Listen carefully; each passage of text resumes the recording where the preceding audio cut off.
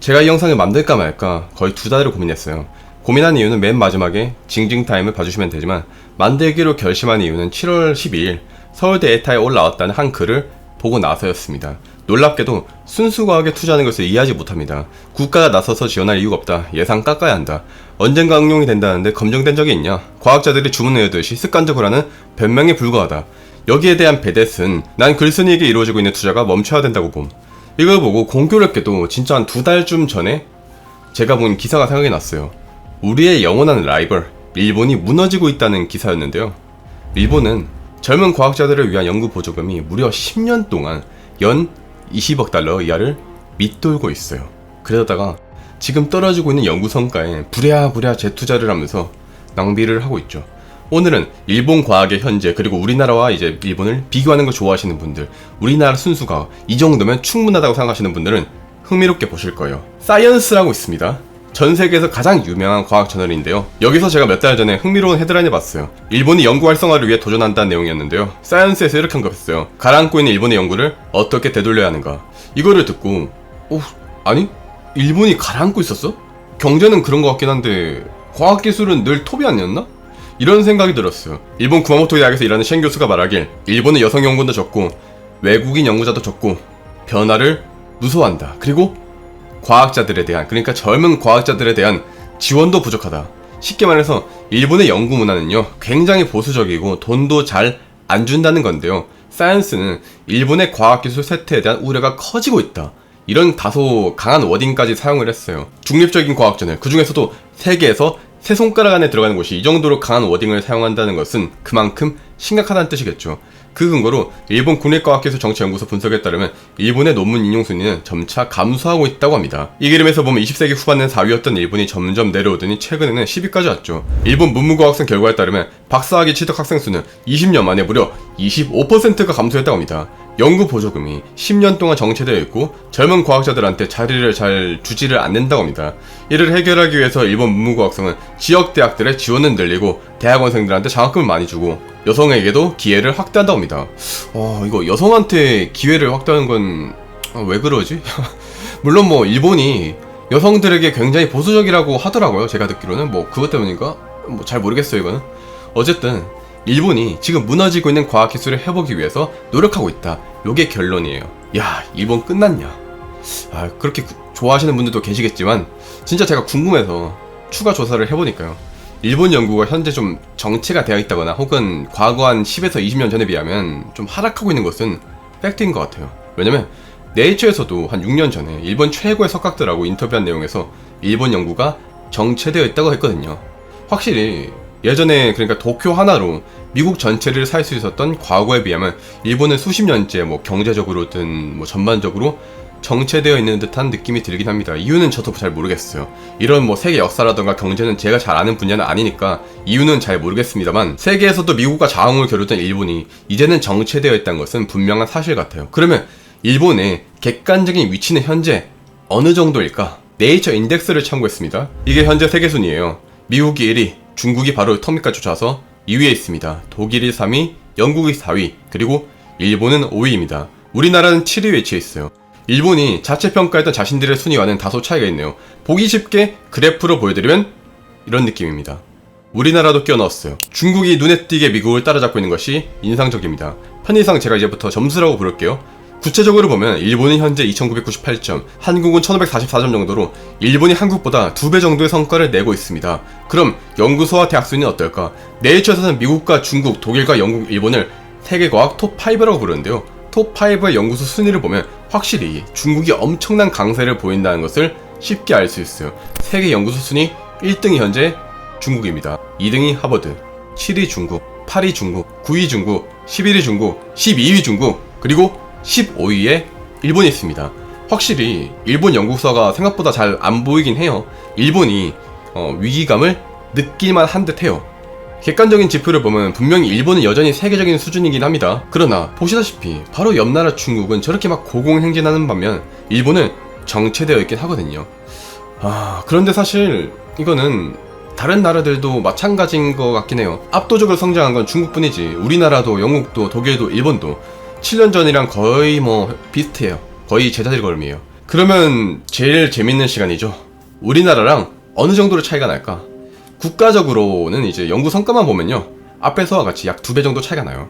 한국이 현재 1544점인데 일본은 2998점이니까요 14위에 도쿄대가 위치했습니다. 서울대가 59위, 카이스트가 67위에 위치했습니다. 64위에 오사카대가 위치해 있네요. 그런데 일본이 힘을 많이 못 쓰고 있기도 한 것이 500위 내에요, 중국은 진짜 셀 수 없이 많아요. 제가 세보려고 했는데 너무 많아서 못 셌어요. 100개 가까이 있더라고요. 그런데 일본은 약 20개, 한국은 12개 있습니다. 중국 기관들이 한국이랑 일본을 합친 것보다도 우위에 있어요. 그러면 일본의 톱인 도쿄대, 그리고 우리나라의 투톱인 서울대와 카이스트는 어느 정도로 차이가 날까요? 아쉽지만 아직은 도쿄대가 서울대의 2배 이상, 카이스트와도 2배 이상의 격차를 벌린 상태예요. 하지만 보시다시피 일본은 2015년에 비해서 내려와 있습니다. 2015년에 527점인데 현재는 423점으로 급락했어요. 일본의 위기감이 다소 이해가 되는 부분이긴 합니다. 그러면 기업 순위는 어떨까요? 기업에서 논문을 얼마나 많이 냈는가를 나타내는 겁니다. 기업의 기술력 순위가 아니니까 참고해 주시고요. 1위는 스위스의 제약기업 호프만 아로샤샤입니다. 굉장히 생소한 회사인데 논문을 엄청 내나 봅니다. 2위는 영국의 아스트라제네카, 3위는 미국의 IBM, 4위는 구글의 모의사인 알파벳. 우리나라의 삼성전자가 무려 11위예요. 잘 보시면요, 일본 기업은 10위 내에 없습니다. 15위에 가면 도요타가 있는데 연구 성과가 무려 24.5% 급락했습니다. 16위에 일본 전신전화가 위치해 있고요. 과학기술 광국, 일본의 명성에 비하면 상위권에는 적은 편이에요. 하지만 일본은요, 전통적으로 중소기업이 굉장히 강한 나라입니다. 이거를 무시하시면 안됩니다. 실제로 제가 반도체 소재를 연구할 때 삼성전자랑 하이닉스, 이제 현대차에서는 약 4개 회사의 제품을 사용을 했는데요, 4개 회사가 전부 다 일본이었어요. 일본 중소기업 제품들이었죠. 실제로 중위권으로 가면 일본이 많이 보여요. 히타치, 파나소닉, 에자이, 그리고 LG전자가 67위에 위치해 있습니다. 우리나라 기업은요, 100위권에 단 2개 회사뿐이지만 일본은 무려 13개 회사가 있습니다. 결론을 말씀드리면 일본은 수십 년째 현재 연구가 정체 혹은 하락 추세에 있는 것이 팩트입니다. 하지만 여전히 우리나라랑은 여전히 격차가 나 있는 상태입니다. 과기부에서 발표한 데이터를 보면 미국을 100으로 될 때 한국은 80.1, 일본은 87.3 정도입니다. 조금 더 구체적으로 보죠. 우리나라가 가장 취약한 우주항공을 봅시다. 물론 우리나라는 누리호 성공으로 위상에 올라왔습니다. 정말로 자랑스러운 일이죠. 또한 이 데이터는 누리호 성공 이전임을 감안해 주셔야 됩니다만, 그럼에도 불구하고 솔직하게 일본이랑 우리나라는요, 우주항공에서는 기술력 차이가 큽니다. 일본은 하야부사2를 소행성 류에 발사하여 시로를 채취해서 이제 돌아올 정도로 그런 기술력을 가졌어요. 우리는 이제 막 로켓을 쏘아 올렸고요. 물론 이것도 대단한 일이지만 일본의 우주 기술력은 미국과 고작 3.9년밖에 차이가 나지 않습니다. 우리나라는 8.6년입니다. 이게 우리나라 기관에서 만든 데이터라 홈인 우리나라에 조금 더 다소, 그러니까 조금이라도 더 유리하게 작성되었을 것을 감안한다면 실제로는 더 크게 차이가 날 수도 있어요. 우리나라는 정보통신 강국이잖아요. 정보통신은 한국이 기술 수준 83%, 일본이 84.3%로 일본보다 딱 1.3% 밀리는 수준이에요. 이 자료는 다시 말씀드리지만 과기부에서 발표한 자료예요. 분명 일본은 성장하지 못하고 있지만 여전히 우리나라보다는 앞서 있습니다. 그런데 말씀드리고 싶은 부분은 바로 이건데, 경쟁자는 정체되어 있지만 우리나라는 그래도 전년도 대비해서 2.3% 연구 성과가 올랐어요. 10위권 내에서 성과가 오른 건 중국이랑 우리나라가 유일합니다. 하지만 전통의 과학 강국들은 현재 정체되거나 하락하고 있고, 중국이라던가 인도 같은 그런 다크호스들이 빠른 속도로 치고 올라가고 있습니다. 중국은 전년 대비 무려 14.4%, 인도는 15.2%의 성장을 보였습니다. 그래서 네가 하고 싶은 말이 뭐냐?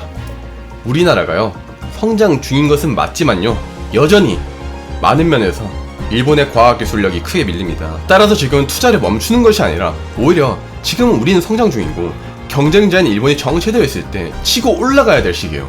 중국은요, 지금 무서운 속도로 상승하고 있습니다. 중국의 이 무서운 성장 이면에는 시진핑의 과학기술 우대 정책이 숨어 있다고 해요. 시진핑은 2035년까지 과학기술 분야 세계 선두를 목표로 진짜로 뭐 말도 못할 정도로 엄청나게 투자를 많이 하고 있다고 합니다. 그리고 성과를 내고 있대요. 미국도 위기감을 느끼고 있고요. 더 자세한 내용은 이 영상을 봐주시면 좋을 것 같고요. 중요한 점은요, 다시 강조드리고 싶지만 경쟁자들이 지금 정체되어 있는 지금이야말로, 제 생각에는 지금이야말로 순수하게 조금 더 투자를 해서 더 올라가야 되지 않을까 하는 생각을 하곤 합니다. 미국인이긴 하지만 한국계인 허준희 교수님이 필즈상을 수상하셨습니다. 수학이야말로 진정한 순수 과학이죠. 하지만 허준희 교수님은 한국이 아니라 미국을 택하셨어요. 정말로 자랑스럽지만 외신에서는 그 누구도 허준희 교수님을 한국의 객으로 보지 않아요.